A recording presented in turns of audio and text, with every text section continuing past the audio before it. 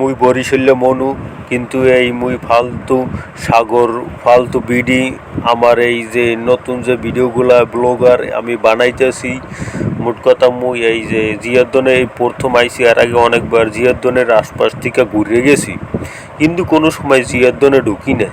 কিন্তু এক ছোটো ভাই লাগে সাইকেল চালাইতে দুপুরের পরে, ঈদের পরে তো আমরা ঢাকায় আসিলাম। ঈদের পরে পরে আজকে বললো যে ভাই চলেন একটু জিয়াদ্দন ঘুরতে যাই, সাইকেল চালাইতে পেরে। আমি কই তাই চল, অনেক দিন ধরে তো জামু জামু করে যাওয়া হয় না।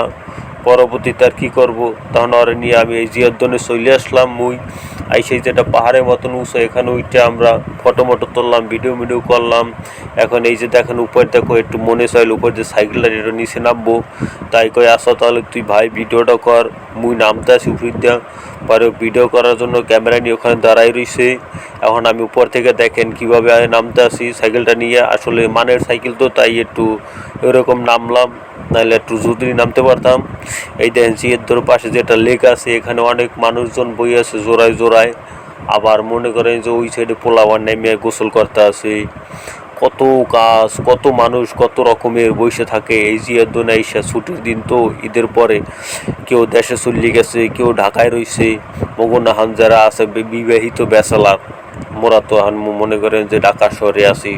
আবার এই যে ঢাকা শহরে যখন দেশ গ্রামে মানুষজন যাইবে আইবে ঢাকায় চাকরি করতে, তখন আবার আমি চলে যাবো ঢাকার বাইরে দেশ গ্রামে ঘুরতে, তখন থাকবে না কেউ। এই কারণে বাড়িতে আমাকে অনেক লোকজন গেছে। এই যে জিয়াদ্দনের একটা ব্রিজ, এই ব্রিজটা উঠতে মেলা মানুষে ভিডিও করে, মেলা মানুষে অ্যাক্সারি করে। ওই যে পাশে আবার সংসদ ভবন দেখা যায়। এই যে দেখেন, এই যে আমার লগে এই পোলাটা আবার আইসে সাইকেল লইয়া জিয়াদ্দনে পাইতে কই জামুগা, তার আগে একটা ভিডিও করে যাই।